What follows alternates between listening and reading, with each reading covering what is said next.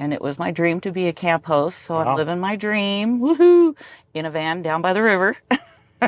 Literally, there's a river through there. Hi everyone, welcome back to my next video. Today we're going to meet Theresa. Hi, how are you? I'm good. Got a beautiful sunny day here. Yes, a little warm for me, but Me too. being an Oregonian and all. Yep. And you are full-time on the road? Yes. And how long have you been? I was full-time in 2019. So this time it's been 2021, so 3 years again. 3 years, so about 4 total. 4 total, yeah. Yeah, that's quite a bit. 4 or 5, yeah. And has it all been in this van? Yes. Good. And tell us just briefly about your van. I was on disability, tired of sitting in my basement. Had a friend say, watch CheapRVliving. It's awesome. You'll get some new perspectives on, because I camped with this friend. I watched it. I was like, I got to get a van. And I got a part-time job. Of course, I couldn't save money with the income. I was able to make $600 or so a month while I was on disability and saved my money, had $3,000, and I bought this. I bought it in Portland for $2,800. Wow, that's a steal. Yeah, and it's a 1977 Dodge Tradesman 200. It's got a 318 in it. I have put approximately 60,000 miles on it since 2017, August of 2017. And yeah, she's getting a little tired. And so it's a pretty old rig. Did that scare you? No, I was intentionally looking for an older rig because I wanted to be able to change the oil. I wanted to be able to do the tune-ups on it. I wanted something older. I haven't had a ton of issues on it, but I've had a few problems. Did it have the high top on it? It already had the Wow. high top. It was completely built out, but it was full of dry rot. Oh, There was leaks. And so I gutted the whole thing. You're a fairly handy person. Yeah, pretty much. And so did you do all the I construction? did not do it all. I had a friend lay the linoleum for me. A friend built the bed frame, but the rest of it I did. Okay. Yeah. Well, let's go take a look inside. Okay. So you're back in the back, sitting on the bed. Mm-hmm. So basically you just gutted it and rebuilt it. Yeah, and it had paneling. And it was it fell apart. It just pulled right off. On the ceiling, that's what the strip stuff is. I couldn't get this off, so I left it. It's kind of handy. I can put hooks in it. It's very handy. Yeah, and then it had styrofoam insulation under the paneling, glued to the high top. It was nasty looking. So I scraped it all out, and then there was the glue that they used. I could not get that off. Oh, yeah. And I didn't have the patience. I didn't know how. I was scraping and that wasn't working. I probably should have used a sander or something, but I got impatient. I lined it with, at that time, I lined it with Reflectix and for insulation. Right. And it worked for a while, but it was ugly and all the bugs would hit it and make lots of noise. Yes. And it drove me nuts. So somebody suggested these carpet squares, and my handy little self put the carpet squares in, but I didn't spray glue them. So on the first hot day, they started falling down. So I had to reapply them with spray glue, and that's why they look really shabby, but I don't care. It's quieter in here. Yeah. It looks more appealing, you know. So it's worked out for me. You've got a nice high bed and lots of storage underneath it. Yeah, I do. I have lots of storage. I keep everything handy that I'm going to be getting a lot here. And then in the back, I have an 11.5-foot clamshell that goes under my bed, and it comes to right here. Oh, yeah, they're huge long. Yeah, when I'm driving. And then generally when I'm going down the road, I'll have my camp chairs on the bed, the empty big water jug on the bed, and 5 full water jugs. But most of your time, you're camped somewhere and you're kind of living out of the van. Yes. In the clam, is that right? Yes. Yeah. Sleep in here. Yeah, I sleep in here, use the clam as a kitchen and living space. And I have a couple of chairs in there and a TV tray and a big table with my double Coleman stove and my pots and pans and everything.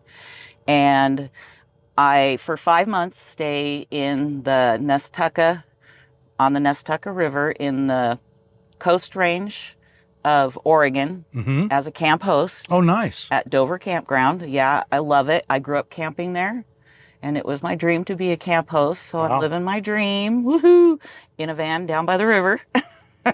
Literally, there's a river through there. When I'm done there, I generally do a little traveling, visit family, you know, whatever. So you kind of get the best of both worlds. Yeah, I do. I do a little bit of mooch docking during that time. Right. Because I'm staying with family. I plug in. That's what this little heater is about. You know, I can plug my heater in while I'm plugged into their electric. And, you know, at that time, I'm only sleeping in here. And I'm hanging out with family and friends. You're probably seeing family and friends more than you would have if you were still in a stick and brick. Exactly. It surprises a lot of people. Yeah. That's often true. Yeah. As you can see, I have food items. I know this is my urinal, and when I'm cooking over here, I move this to this little doodah to get it out of the kitchen. And then I have my 1-burner butane stove that goes here. This is my silverware drawer with all my silver and items in it. It's got other stuff, of course. This is all my dishes and whatnots under there. These are pictures of my family, as you can see, whom I love and miss while I'm out here. My clothing is all up here. All my clothing's up here. These are my jewelry and some items that I need to get to, deodorant, whatnot. And then I have this shoe rack that I have a whole mess of stuff. Lots and lots of goodies. That's my electrical system. Don't laugh. People say, oh, wow, that looks a little dangerous. And I said, well, I got a fire extinguisher close to me, you know. And I forgot to mention the cedar chest. This is one of the special things to me. It was my great-grandmother's. She was born in 1901, and she left it to my mother, and it was in my brother's basement, and he said, you should use it in your build. I decided to build shelving. Shelves in it. It's my pantry. I keep all my food in there. It's worked out really well for me. Anyway, it's my pride and joy.